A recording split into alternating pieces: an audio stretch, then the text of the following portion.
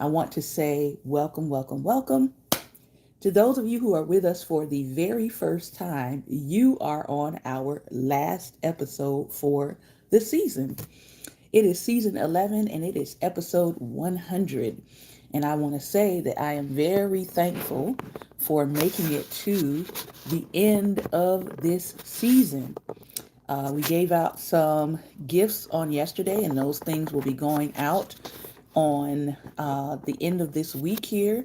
But I'm just very, very thankful for making it this far through 11 seasons. Now, season 12 is going to start in April.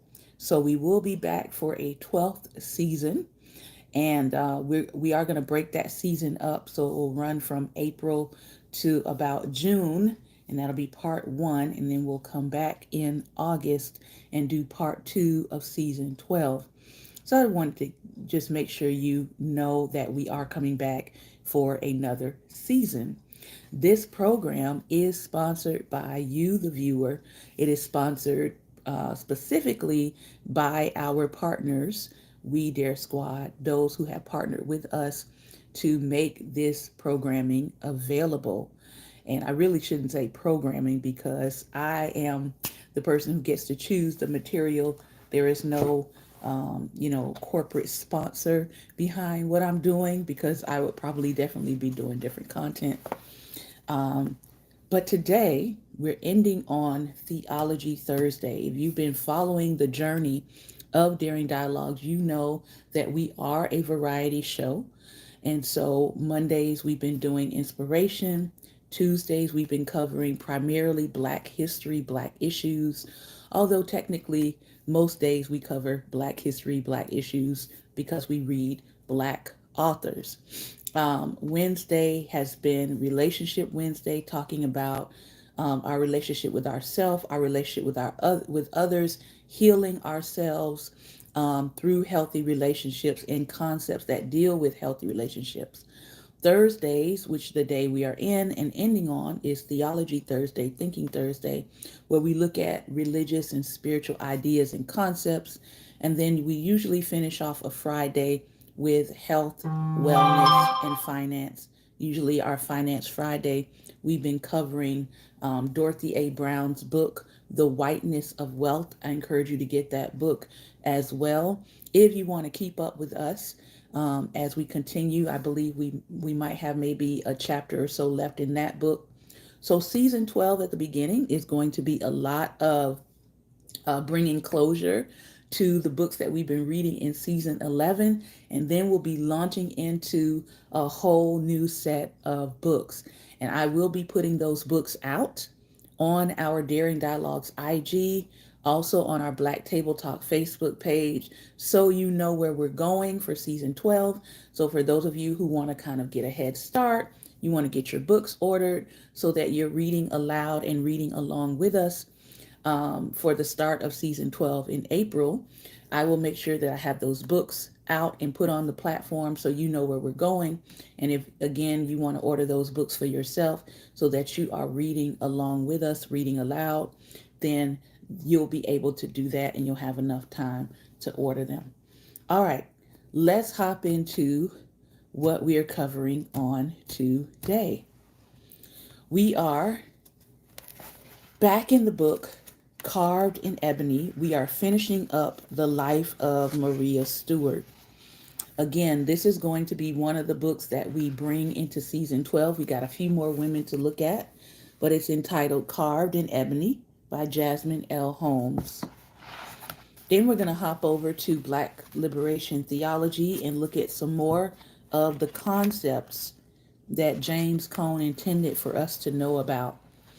This is a book that is, I would say, probably one of the most relevant books right now for Black Americans, especially if you are a Black Christian. You need to pick up James Cone's work. I would suggest starting with The Cross and the Lynching Tree, which we've also read on this platform, and then hopping into Black theology and Black power, really understanding, getting a grasp of these concepts. Why were these concepts introduced in the 1960s? And what do these concepts have to do with 2023 and making sure you understand our ancestors' perspective on westernized Christianity, and really getting a handle on why westernized Christianity has been such an issue. A lot of people are sort of walking through and talking through it now, but I am noticing that some people are just like, well, let's just discard Christianity altogether, not really understanding that Christianity is African. I don't know why people keep trying to separate it from Africa or try to separate it as not being an African traditional religion, but it is African. It's not Middle Eastern, it is African. Hebrews, by the way, are not Middle Eastern, they are African. All right. So a little bit of history, a little bit of understanding geography, a little bit of understanding how names of places have been changed over time for geopolitical reasons would help you to understand that this too is an African faith. And we need to stop trying to separate it out like it's not. It is. Now, has it been bastardized by some people? Yes. Has it been co opted by some people? Yes. But the roots are African. So get back to the root of it. Just like people, look at Kemetic beliefs and practices, those are African. Just like we look at Yoruba practices, those are African. It's all African, okay? It is. But you won't understand that if you don't dig in and look at the roots. Look at the roots. All right? Okay. So let us continue with Maria Stewart. We ended by talking about how Maria, in her day and age, was up against lots of things. She was up against the idea that, no black person, be he or she an enslaved black person or the descendant of an enslaved black person, was afforded protection under the Constitution. This is the atmosphere by which she was speaking into and calling people to change, transformation, repentance, turning away from evil.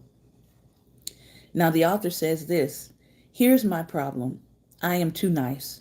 I don't think I could ever stand up and rail against the wicked establishment the way Maria Stewart did. The voice of my Southern upbringing would haunt me in my dreams, telling me to be respectful, to be docile, to know my place. You catch more flies with honey than with vinegar, after all. But in the spirit of the prophets of old, Maria was not worried about her words being palatable to her listeners. She was bound by her understanding of the implications of the gospel to advocate for the most vulnerable members of the society she inhabited. She was convinced, and rightly so, that God was not pleased with the injustice rampant in America, and she aimed to use her voice to call out that injustice for the ugliness that it was. I want to learn to do the same. I know it will be an uphill battle for a young woman who is given to timidity, but I want to try. If Maria Stewart could go from illiterate adult stumbling along in Sabbath school to being credited as the first woman speechmaker in America to published author, surely I can obey the calling that the Lord has placed on my heart to speak up on behalf of the oppressed. I write this chapter with trembling hands because I can just see my reader wincing at the forceful language of the Jeremiad. It seems almost an un-American thing to some. And yet, as if the biblical example of prophetic speaking weren't enough, two quotes from James Baldwin come to mind. The first comes from Notes of a Native Son. He says, I love America more than any other country in the world, and exactly for that reason, I insist on the right to criticize her perpetually. The second comes from a 1969 interview with Dick Cavett, in which he rightfully pointed out the double standard America has for her white patriots and black activists. To paraphrase, when Patrick Henry says, "Give me liberty or give me death," it's noble. When a black man or woman says the same thing, it's frowned upon. Make no mistake, we are called to a higher standard than patriotism. Our God has toppled nations more powerful than ours, and he will remain on his throne long after America's glory days are past. But to call the critique of America unpatriotic, to call the dogged pursuit of liberty and justice for all surprising or radical, is to apply a double standard. Our ragtag group of colonies rebelled against the most powerful nation in the world because of taxation without representation, not because of dehumanization and brutalization and enslavement. Our black forefathers and foremothers were technically represented in Congress thanks to the Three-Fifths Clause, and yet were still not given the rights of citizens. Their numbers were used to bolster the cause of the South and protect the representation of slaveholding states, but they themselves were not seen as having the rights of the people who used those numbers to their advantage. If that's not worth dumping a little tea into the harbor, I don't know what is. And more important, if it is not worth holding accountable those who claim to be the people of God, to live out the standards set forth in his word, then I don't know what is. I want to be brave like Maria because I want to love God the way that Maria did. Enough to advocate for those for whom he has called me to advocate. Enough to call to repentance those whom he has called me to call to repentance. Enough to use whatever resources I have to proclaim the truth of his word to any issue my country is facing. David Walker's Christian belief spurred him to activism. The Lord used Maria's conversion and David Walker to spur Maria to activism. And that domino effect is still rippling throughout history. May Maria spur you on as she has spurred me.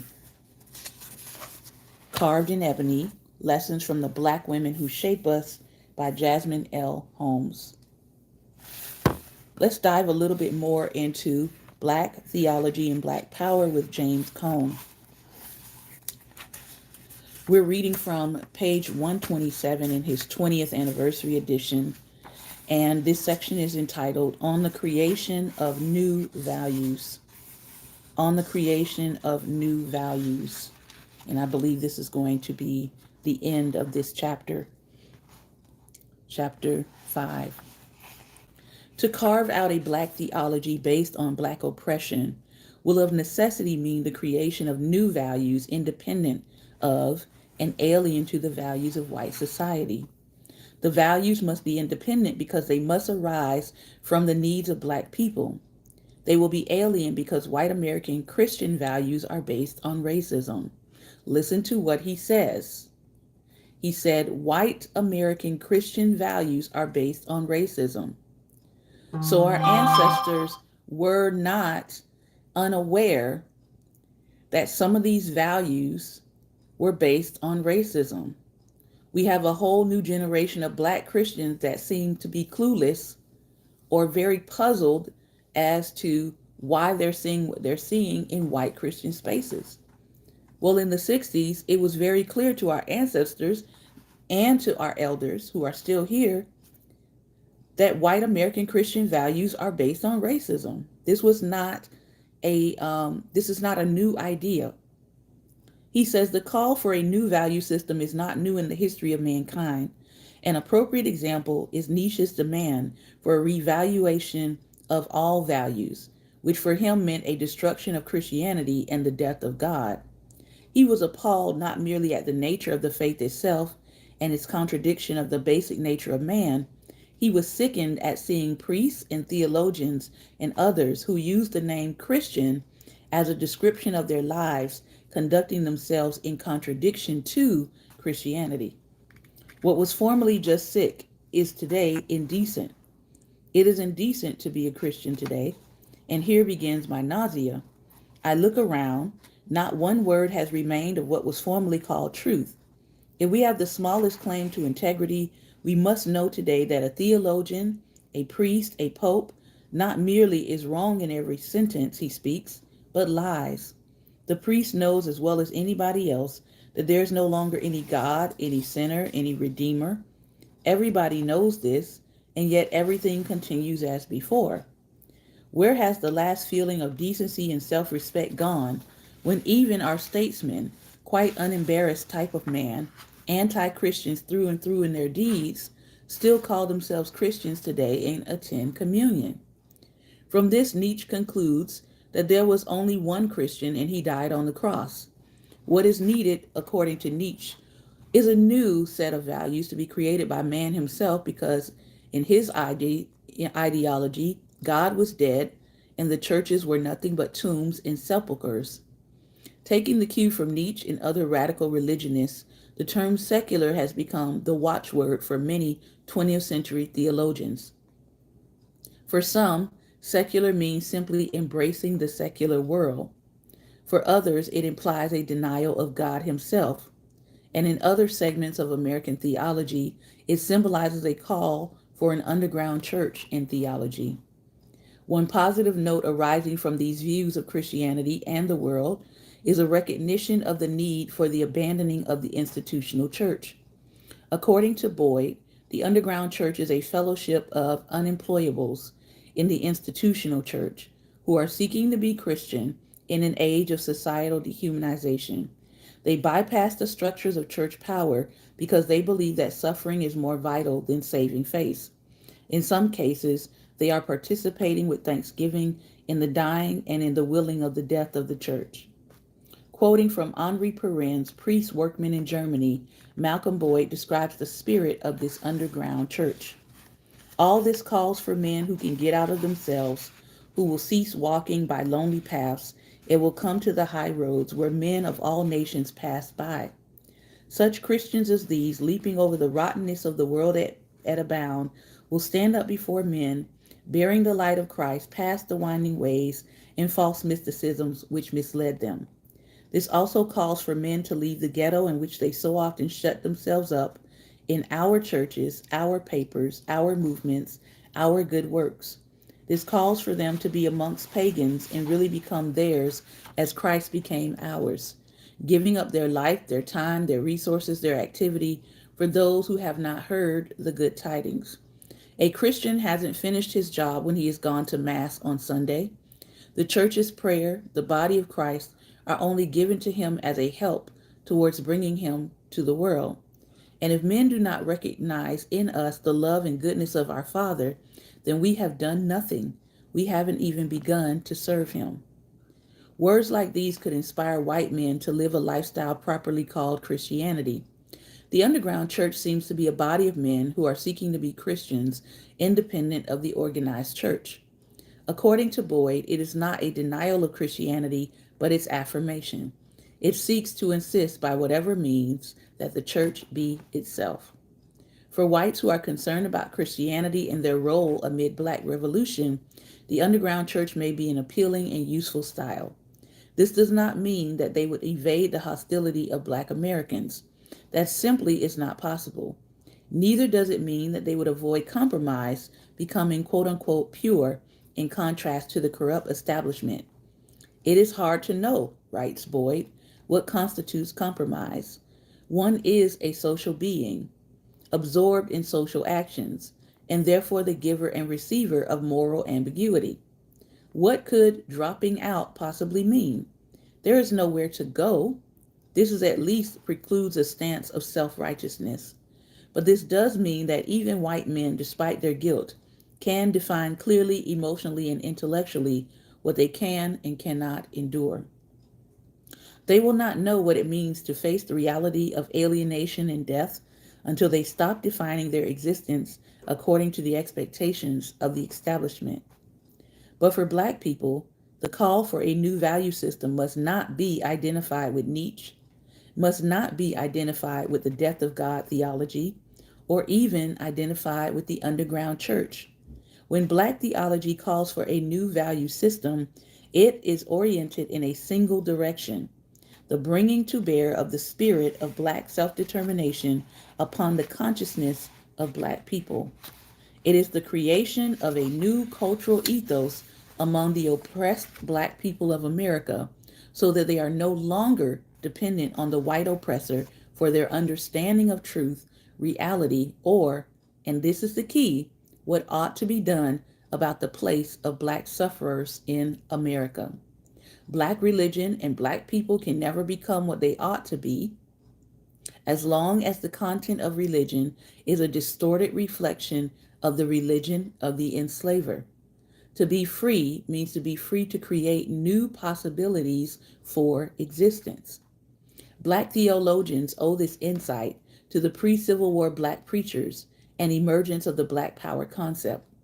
The black preachers of the pre-Civil War period saw the need for independent black churches whose reason for existence was to create the spirit of freedom amongst black people.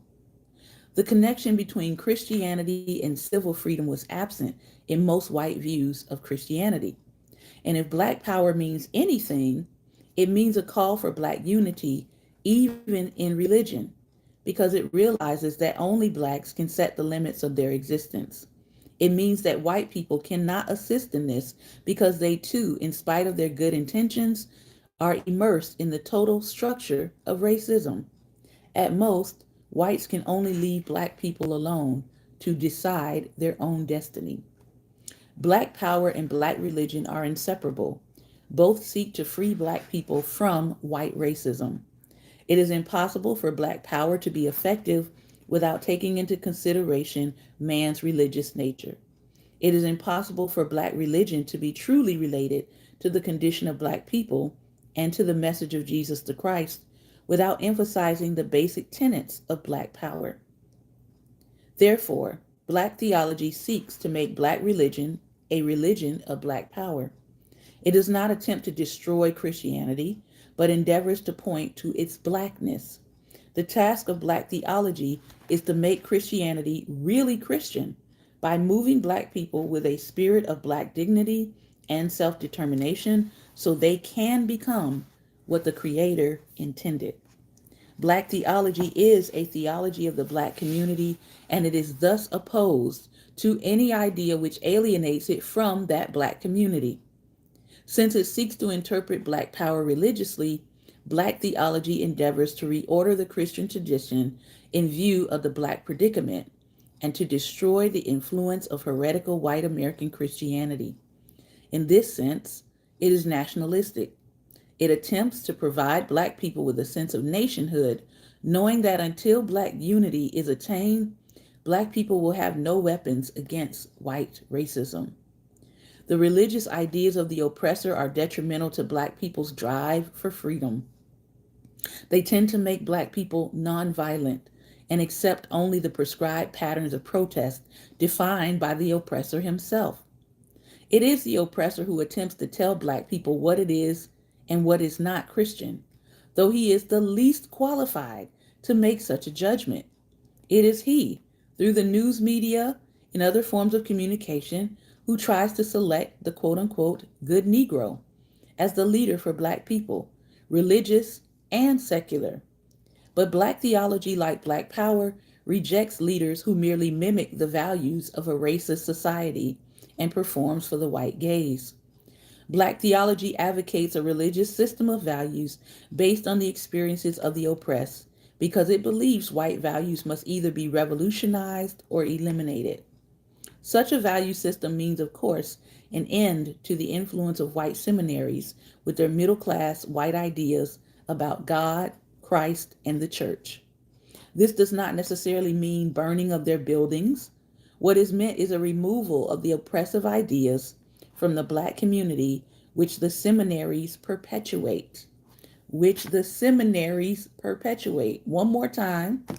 Which the seminaries perpetuate. We must replace them with black consciousness. That is, with Nathaniel Paul, Daniel Payne, Nat Turner, Marcus Garvey, Elijah Muhammad, and Malcolm X. Instead of having courses dealing with the theology of Reinhold Niebuhr or Rudolph Bultmann or M.L. Brunner, we need to deal with the theology of Henry Garnet and other black revolutionaries. Black theology seeks to do in religion what Leroy Jones, Larry Neal, Ron Karenga, and others have done in their specialized fields. Defining Black power, Jones says, Black power is the power first to be Black, but it is also a culture, a way of feeling, a way of living that is replaced with a culture, feeling, a way of living and being that is Black and, yes, finally more admirable. Karenga speaks of the same concern.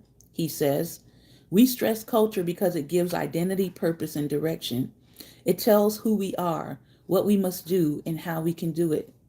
He goes on to suggest that culture is the basis of all ideas, images, and actions. To move is to move culturally by a set of values given to you by your culture. The basic criteria for culture, according to Karenga, are mythology, history, social organization, political organization, creative motif, and ethos. Larry Neal, another Black artist, speaks of a Black aesthetic. He says, it consists of an African American cultural tradition. It encompasses most of the usable elements of third world culture. The motive behind the Black aesthetic is the destruction of the white thing, or white ideas, and white ways of looking at the world for us. The new aesthetic is mostly predicated on an ethics which asks the question, whose vision of the world is finally more meaningful to you, ours or the white oppressors? What is truth? Or more precisely, whose truth shall we express? That of the oppressed or of the oppressors? Neal further describes the meaning of the Black aesthetic by quoting Brother Knight. Unless the Black artist establishes a Black aesthetic, he will have no future at all. To accept the white aesthetic is to accept and validate a society that will not allow him to live. The Black artist must create new forms and new values, sing new forms or purify old ones, and along with other Black authorities, he must create a new history, new symbols, myth, and legend. And the Black artist, in creating his own aesthetic, must be accountable for it only to the Black people. It would seem that the intellectuals, not only people who read and write books, but all those who are creative, who are capable of creative thought, in the Black religious community must begin the task of creating a new cultural base in order to win the minds of the Black masses. Leroy Jones' plays Dutchman and the Slave are examples of this for the Black theater. Jones speaks to the condition of Black people by describing the reality of the white thing as it appears to them in the American society. He says, our theater will show victims so that their brothers in the audience will be better able to understand that they are the brothers of victims and that they themselves are victims if they are blood brothers. And what we show must cause the blood to rush so that pre-revolutionary temperaments will be bathed, and it will cause the deepest soul to move, and they will find themselves tensed and clenched at what the soul has been taught. We will scream and cry, run through the streets in agony, if it means some soul will be moved to life of understanding of what the world is and what it ought to be. We are preaching virtue and feeling, a natural sense of the self in the world. All men live in the world, and the world ought to be a place for all men to live. In The Dutchman, the victim is clay. Here Jones shows how being Black has become so intertwined with white, being that the only possible escape is for Black people to destroy that white thing. Apart from this, the only option is to devise means of hiding the true nature of Black being, usually through song, dance, poetry, and love. Clay represents the middle class Negro who is very skilled at hiding his Blackness. But in his encounter with Lula in the play, and in his attempt to make it with her, he sees himself and tells her the meaning of Blackness. A new dimension of liberation is the key to a relevant Black theology. The Old and the New Testaments are important because in them, God is revealed as a God who is involved in history, affecting new forms of human life in the world. Every human order stands under his judgment because only God is absolute. That is why again and again in the Bible, new order is expected, which will come into being because of God's decision to make human life really human. This is to say that the Bible is pervasively eschatological. That is, it looks to the future to a time when the new will replace the old. Black theology believes that we are on the threshold of a new order, the order of a new Black community. The Black Power movement is a transition in the Black community from non being to being. In the old order, Black people were not allowed to be human. We were told we were what white America permitted us to be, the no things. We took on false identities, which destroyed our real selves, our beautiful Black selves. The new order, partially realized now, but not fully consummated, is an order which affirms Black self identity. Where are we in 2023? We are in an order of people, a generation that affirms Black self identity. We're not waiting on people to affirm us, but we are affirming ourselves. All right, as we close out today, I do want to point out some more women's history, some more women's history. So we are diving in to some other turning points and touch points in women's history. 1989 was seen as the great crossover. The age of marriage became greater than the age of the first child. Women's demographics during this year shifted significantly. The age of marriage had risen dramatically during the past decade, eventually reaching its record high of almost 24 years old. In comparison, the age of women having their first birth had not risen as quickly. In 1989, the two trends crossed each other. Sociologists call this the Great Crossover. What does this mean? For the first time, many American women were having children before they were getting married. In other words, the Great Crossover marked the moment at which unmarried motherhood became normal for America's large middle class and signaled that having babies out of wedlock was not as frowned upon as it used to be. The Great Crossover also reflected the relatively new prolonged state of singlehood and the rising of the independence of women, which then leads us to 1992, which was called the Year of the Woman. The year 1992 was a watershed moment for American women. Voters elected more new women to Congress than in any previous decade. 4 new female senators were elected, which tripled the female representation, and a record number of 47 women were elected to the House of Representatives, 24 of them for the first time. This began a period of unparalleled advances for women in Congress, as well as the beginning of political success for minority women, or women of color. These events prompted the press to call 1992 the Year of the Woman. American women's struggle for political power has been long and difficult. What finally brought on the Year of the Woman? Well, many factors. Women were galvanized by rising sentiments of femininity and power, the availability of funding to women candidates, raised awareness of domestic and social issues, as well as Anita Hill's provocative testimony the year before. Also, in this year, 1992, Carol Elizabeth Moseley Braun became the first African American woman elected to the Senate. She represented Illinois in Congress from 1993 to 1999. Elected as part of the Year of the Woman, she was the first female African American senator, the first African American senator for the Democratic Party, and the first female senator from Illinois. That is a lot of firsts. For the duration of her time in Congress, she was a strong advocate for women's rights and civil rights, as well as for reforms in education and healthcare. She also campaigned for gun control. Following her tenure as senator, she served as an ambassador to New Zealand and Samoa. Today, she works as an attorney consultant and entrepreneur in the private sector.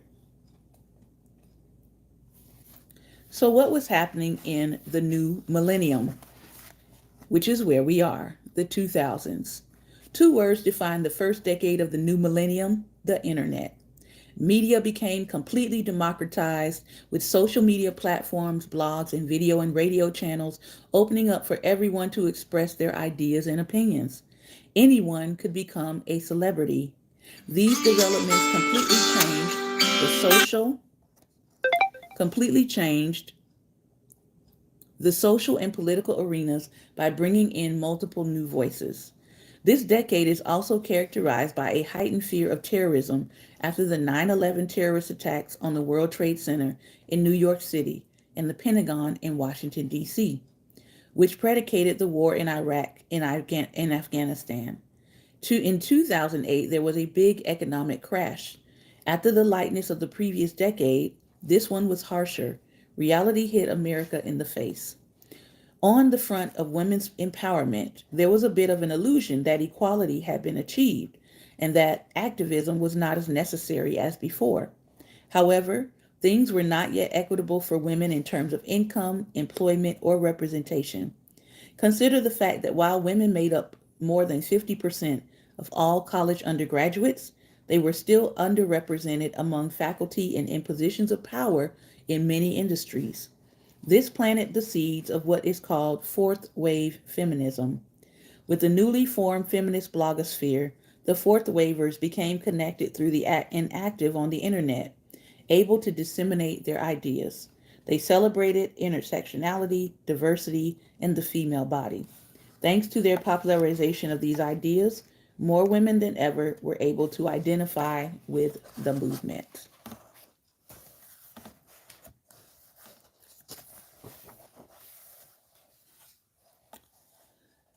Eleanor Smeal, president of the Feminist Majority Foundation, said, "We are determined to stop the war on women." In 2004, the March for Women's Lives was one of the largest pro choice rallies in U.S. history, drawing an estimated 1 million people to Washington, D.C. The demonstration was held in response to new restrictions imposed by President George W. Bush. The march's goal: to protect and promote access to a full range of reproductive health services, including abortion, birth control, emergency contraception. This huge demonstration was organized by a coalition of women's rights and social justice groups, including the Black Women's Health Imperative, NARAL Pro Choice America, the National Latina Institute for Reproductive Health, among others. The rally was attended by activists from all over the country, as well as many celebrities who supported the cause.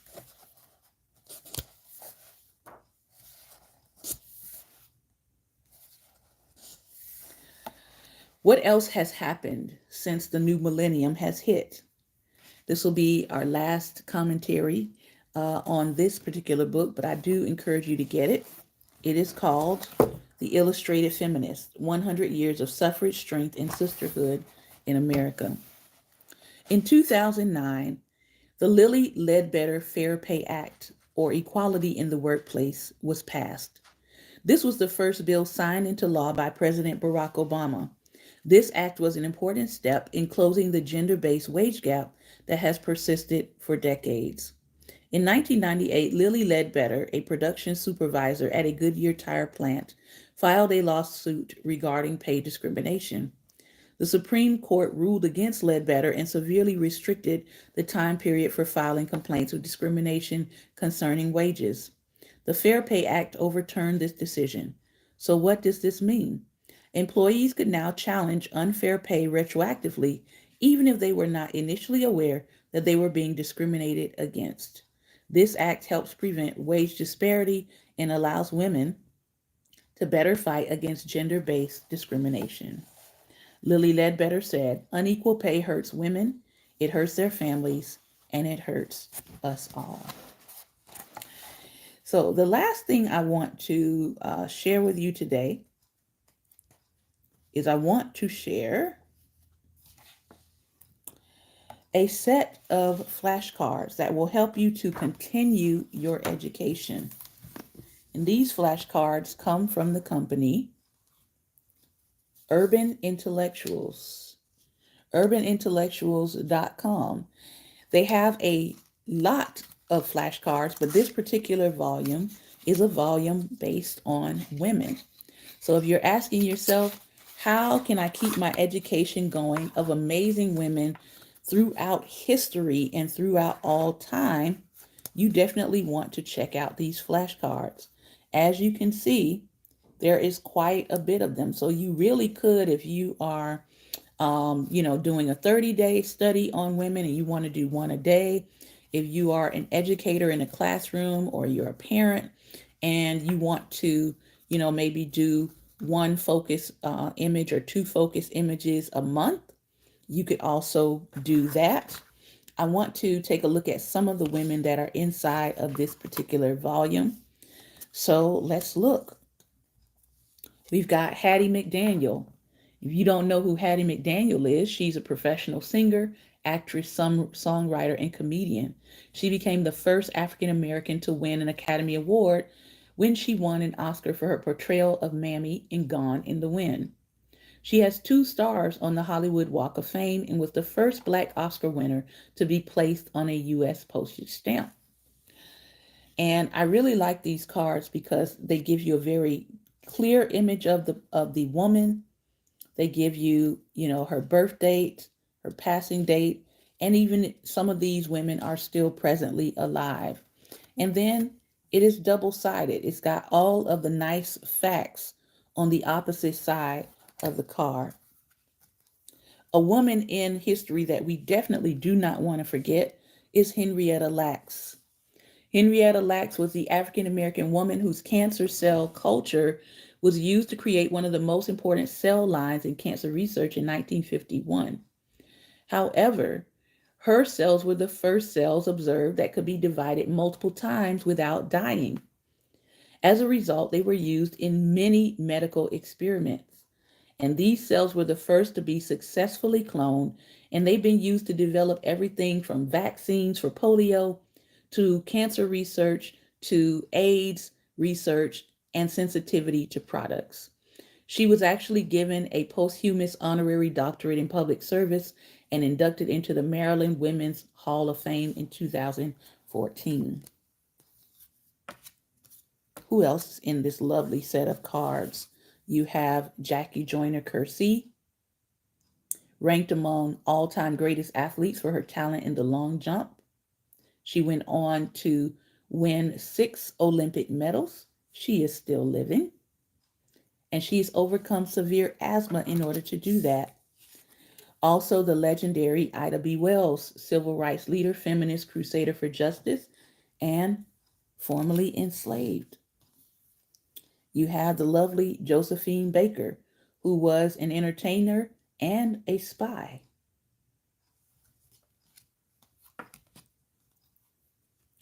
Laura Adorker Kofi. She was a minister and activist who worked to empower Black people around the world. She founded the African Universal Church and took on the spiritual role as Mother Kofi. She attracted audiences in the tens of thousands when speaking and giving sermons about opportunities available to Black people if they moved to Africa. Unfortunately, she was assassinated during a sermon about African American self-improvement. One of my favorite heroes, Lema Roberta Gbowe. She is a Liberian peace leader and organizer of women. She is seen in the documentary film Pray the Devil Back to Hell. She used such non-traditional tactics such as a sex strike and threats of curses and nudity in the streets in order to bring an end to the Second Liberian Civil War in 2003. She was co-awarded the 2011 Nobel Peace Prize for her role in peace-building efforts and the nonviolent struggle for women's rights in Liberia. You have other women such as Mary Church Terrell, Maya Angelou, Miriam Makeba, Misty Copeland, who is yet alive, Nandi, mother of King Shaka Zulu. So we do have some ancient Africans in here. Nanny of the Maroons, a celebrated Jamaican war hero and community leader. She was born in Ghana and escaped slavery in Jamaica to form her own group, the Maroons, who lived in Nanny Town. She organized many raids against the British and is accredited with helping free over 1,000 slaves or the enslaved. Oprah Winfrey, of course, is in this deck. Phyllis Wheatley, another well known woman. President Ellen Johnson Sirleaf, the 24th president of Liberia. She was jointly awarded the 2011 Nobel Peace Prize with Lama Gbowee and Twakol Carmen for her dedication to women's rights. Queen Nzinga. There's also a Netflix docu-series now that is running about Queen Nzinga. Rosa Parks, Ruby Bridges, Serena Williams, Sojourner Truth, Surya Bonalee, Toni Morrison, Wilma Rudolph, Zora Neale Hurston. And so as you can see, the cards go on and on and on and on and on. And I'm still not done. All right. So I just wanted to show you some of the women figures in this deck. I encourage you again to continue to educate yourself. You do not have to wait on someone to educate you, but knowledge is more readily available in a nice carry container. All right. So again, these are Black History flashcards. If you're looking for which volume it is, it's volume 2, Women, and you can get them at urbanintellectuals.com. Well, this has been our completing episode for season 11. I want to thank you for your time, for your attention, for your listening, for your communicating, for your sharing with us throughout season 11 of Daring Dialogues. Remember, light is the most daring opposition to darkness. Continue to go out and be light. Be on the lookout on our Daring Dialogues IG as we continue to talk about women for Women's History Month. And also, Saturday, March 18th at 1 p.m., we will be on our Black Table Talk Facebook page, and we will be meeting with the Coaches Connect. This is a group of women authors who have completed an anthology, and we'll be talking to them about their work and about their experience. Until then, take care, be well, and be light. God bless you.